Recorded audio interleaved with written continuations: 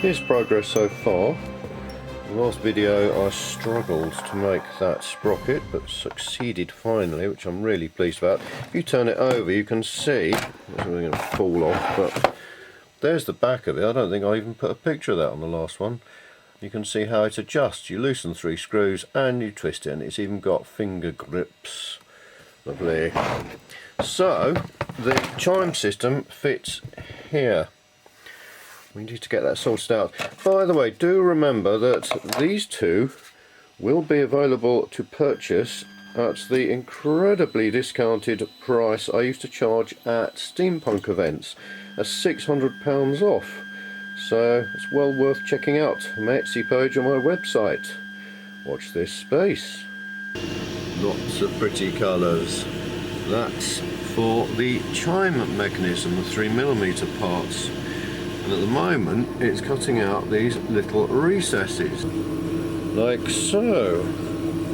And the idea is that that's just the right size in which to glue red felt discs, because as the chime mechanism moves around, turns, it clunked in one of the early versions, so I've added these little pads because I mean it makes it look lovely as well, and stops the clunking. Here's what I was talking about in the last video when I was cutting out small circles out of card. I said leave a little bit linking them together, and I didn't do it with this. Consequently they're all falling through the holes. An idiot. Sit it on some cardboard. Then that's alright. I don't believe it. I'd forgotten to put the gem in the end of this. Here's one of the lovely deep red gems, which I'm going to glue in the end. A little top tip, as we like to call them. If you want to position something and you can't grip it, use a bit of blue tack. Glinty. Another note to oneself, 12mm red gem, and lots of other copious scribbling things out and things. Did another useful thing today involving bearings. The 3D printer, which is printing more of the kits, the gauge kits, used to support the reel of fibre on this injection moulded plastic thing, which was actually quite rough. And you think what has to happen as the thread gets drawn, the fibre gets drawn in there, it needs to unwind off here, and it was tugging away, and it's quite a large friction area really. It's not very nice.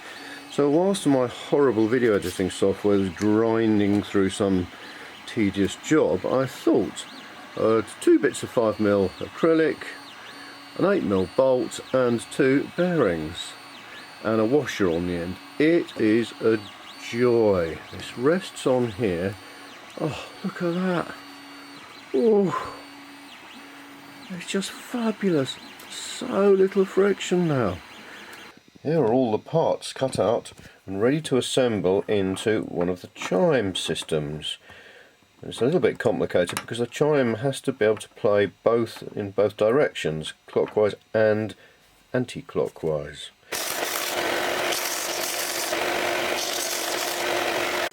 After the number of airborne parts last time, hopefully I've learnt my lesson and I'm going to clamp things down.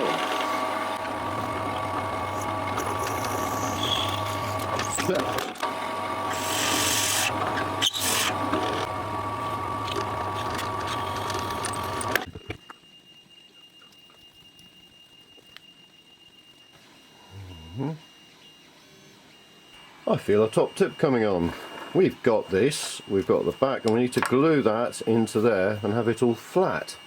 As flat as this table is. Now I want to use super glue, and the top tip is get some packing tape. This happens to be transparent, but it's exactly the same stuff as brown packing tape, parcel tape or whatever. And because of the plastic it's made, I can't actually see it now. That's ridiculous. You sit that on there, then you can drip glue in, and the glue might run underneath, probably will, but it will not stick to this tape, so you don't end up having 2 pieces of plastic glued to the table.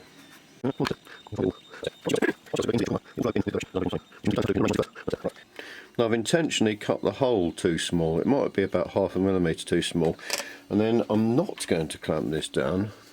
I'm going to hope, and it just generally does work really well, that because of the shape at the end of the drill bit, it lines itself up perfectly. If the hole is quite close, I'm going to hold it down firmly, because there we are, and go through really slowly. That's it. I've never known it not to line up perfectly, and the bearing will push perfectly into it. Okay, thank you. Now the other thing is, if you drill onto a fresh piece of wood, you get a nice clean hole at the back. You can't beat a nice clean hole. And of course you can clean up any rough edges on this slightly thinner plastic with the wonderful deburring tool. As I've said before, making things they line up nicely themselves, that you can glue them and not worry about having to grab them quickly and line them up. And this is lovely. Hold that flat against there, push those in, and that is it. Good times are not good times. I have just noticed how stupid, how ridiculous. I covered all of this side with glue, just as I did on this one. Put it all together, and I've got a huge band of glue across the middle. In the end, I used a round scalpel blade to gently scratch, and it seems to have worked. With this sort of thing, with preparing surfaces, the only way of telling is to actually spray it.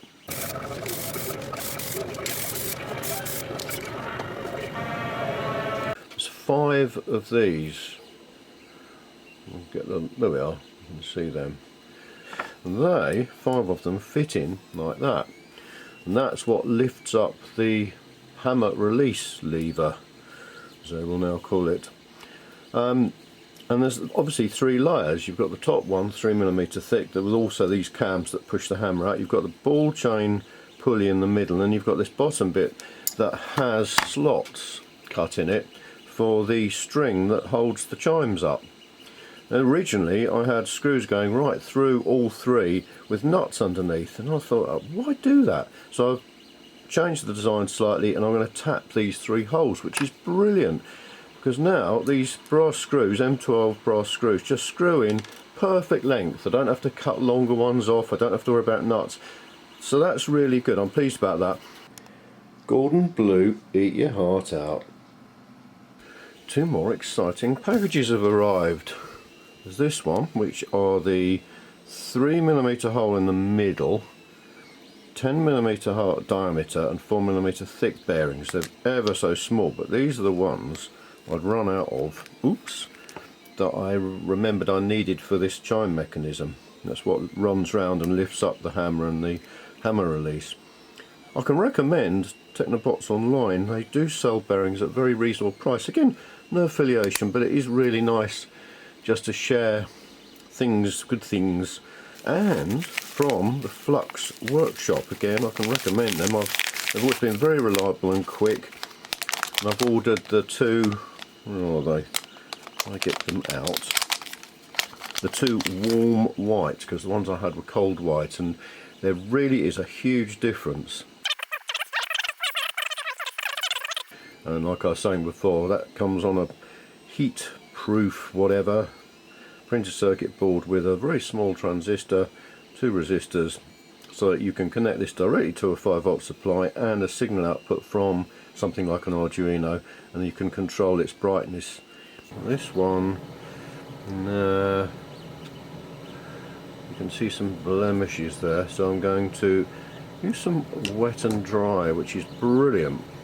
I think, if memory serves, and it hasn't got the number on the back of that bit, but I think it's it's 400 grade, that's right, and you use it wet because the paint is so fine. Well, this is so fine as well, the abrasive paper, that if you use dry stuff it just clogs up immediately, but using it wet and regularly dipping it in, and it's designed for this, I hasten to add. It'll be a lovely smooth graduation between the paint and the plastic, and if you respray that it'll be absolutely perfect. So I'll do a little bit of work on that. I've glued the vertical cams. It's rather exciting, isn't it? We've got vertical cams here, we've got horizontal cams here.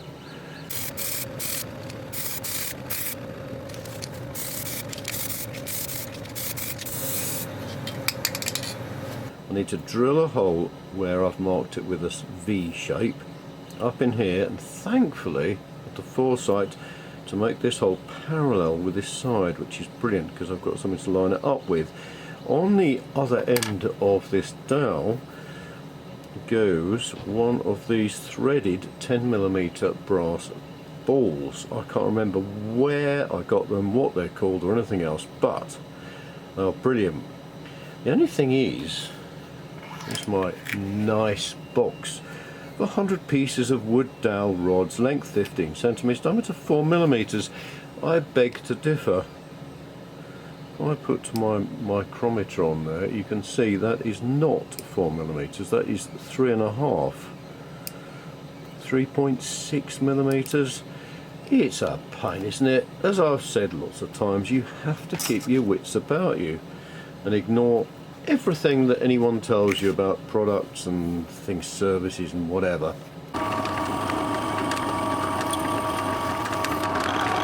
You can see there's the M3 tapped hole that's going to hold on the small bearing, and here are the super improved supports, painted, no sign of super glue in the wrong place there or there. It just shows you. Spray it lightly with a coat of paint, then sand it with wet and dry, and you'll get it perfect.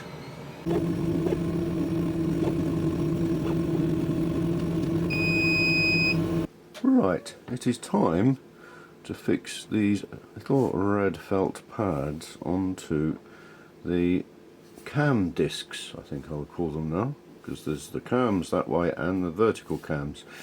Detailed notes completed. And the very exciting parts to make up the chime. It's such a nice part of each project when you end up with all the bits coming together painted. Let's talk chimes. In the past I found a really nice little wind chime, very reasonably priced, that was actually cheaper to buy to get the chimes off than to make them myself. No problem getting them anywhere, you know, loads of eBay sellers sold them and everything. This time, and this is what regularly happens if you use something that's slightly different, no one sells them at all. So I have two choices. Now I thought the measurements that I go for these were the same size, but they're not. The original ones are 12mm diameter, and these ones, oops, are 15mm, so they might just do. And they're brushed or polished aluminium, it's fine, all that, but they're far too long, they won't fit. First thing I want to do is to cut one down to the shortest length and see if I can actually get it to chime. The alternative is this piece of aluminium tube which I purchased, and obviously this is a standard size, so I could get this in the future. It's not polished, but that doesn't matter at all. I'm going to... Thing is, now of course, do I ruin a perfectly good set of wind chimes that I could give someone for a Christmas present, or do I start by exploring this? I'll have a think. What a pain though, you know, but it's happened. It's just happened with the horns as well. I've been ordering them from a Spanish company because they're really good quality and they work with the air pump. It's the first thing that I did when I was developing the NetNet Throbwell. I thought, well, let's see whether an air pump will work with them. They did. So I ordered some more and some more and some more, and then couldn't find the original ones. They'd stopped selling them, that said made in Spain, so I found some alternatives, which were these nasty Chinese rip-offs, no patent number on. They work if you blow with your lungs, but they will not work with an air pump. Such a pain. So I sprayed them all up, only to discover that. You think, you know, horn's a horn's a horn. Made in the same way. Useless. And now I have just discovered that the company that I discovered, the Spanish one, or I could get them directly, The working ones has now stopped trading by the look of it, and a month ago I placed a £100 order with them to get a load of these in stock. They took my money, but they haven't given me any horns. I am really annoyed about that, so I'm now in the unpleasant position of trying to buy them off retailers on eBay that have obviously put 100% markup on. Anyway, mustn't grumble. My initial thought is to use this one that I bought, because I know I've bought several lengths of it and therefore I know it's predictable, it'll work. I think the larger one, the 15mm diameter, are going to hit the central damper thing, bung.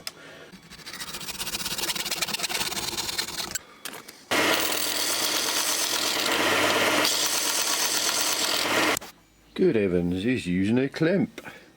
Well, the V-blocks did come with these clamps that are very nice, but with the short bits of metal I have to drill usually, they hit when the chuck comes down, the chuck hits them and it just doesn't work. But with this longer tube, it should. What an idiot.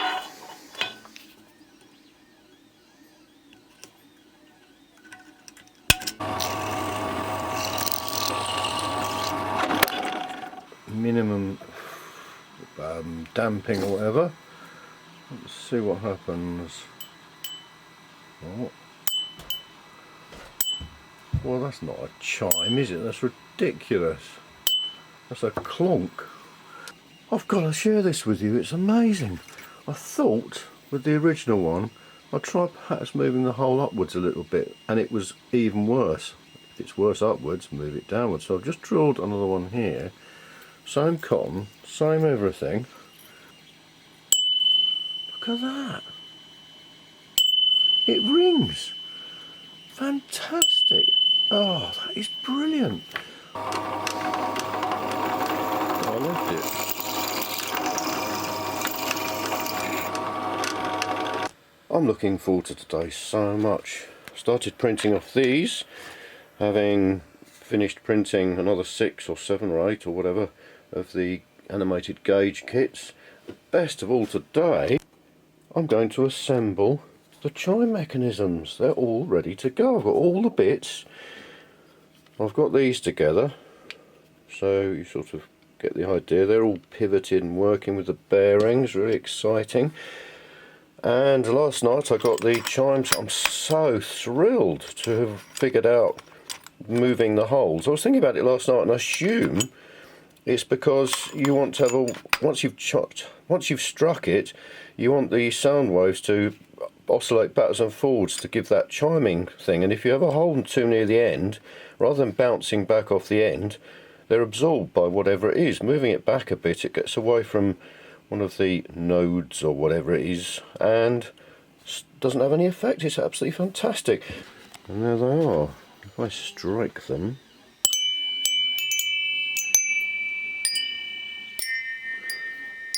beautiful, they all chime perfectly.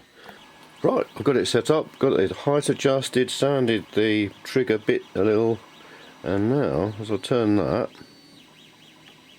it doesn't work.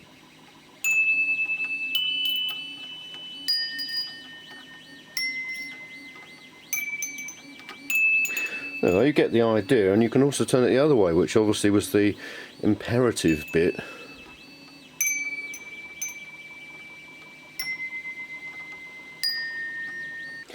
So I put some masking tape down, and remember, another top tip, if you don't want to risk masking tape from bringing up paint, stain or anything else, stick it to your clothing first, rub it down, peel it off, and then it will have picked up lint and won't stick so well. Still well enough to use, but it won't actually take paint and stuff off. It's a really useful thing to remember. So 326, I can't remember what the measurement was now, hang on. As before, I've just countersunk the holes a titchy little bit to stop all the wood lifting as you put the screws in. Because I found that things would never sit flush against the surface because there'd always be a little pile, a little sort of stack of wood underneath, but that solves the problem.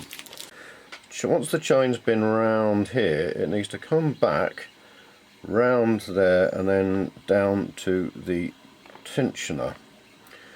So I'll go and see what the old design looks like, and see if I can just adapt that one. Interesting. What I've done is to delete all the bits I didn't need and just keep the important bits, which are the top bit with the point at which the bearing needs to be supported, and the bottom bit where it screws into the base, and that has to be that high so it avoids hitting the gear. I'm very happy with that, because this is going to be being pulled to the right, so that is going to be in tension, and this bit's going to be in compression, and these screws mounting to the base will be there, so it's going to be trying to twist it this way. The Victorians would have made as many holes as possible to reduce the amount of material needed. A centre part of a beam that's being bent doesn't actually move. It doesn't have any forces down the middle. The forces are on the outsides, like I say, tension this side, compression that side. You don't need anything in the middle. While I'm at it, I thought I might as well get the rest of the plastic 10mm parts ready to assemble. There's the two new pulley bearing supports. I think they go that way up. These top bits, which I've sanded the front and back, that support the top of the lens support. I need to drill out M4 4.5mm holes there and M4 tapped holes there and get them sprayed. And then there's the chime dampener. I do love this, it's just amazing. Look at that, cut out of 10mm acrylic. That fits over there, it pushes down. Oh, it's just fabulous. I'll glue that in place, sand the bottom completely flat, drill the 3 mounting holes. As always, when you're spray painting things, dust is your worst enemy. I always hoover with the brush end the card it's going to sit on, all the individual pieces. I've stuck down the wibbly wobbly ones with blue tack, and we will start spraying.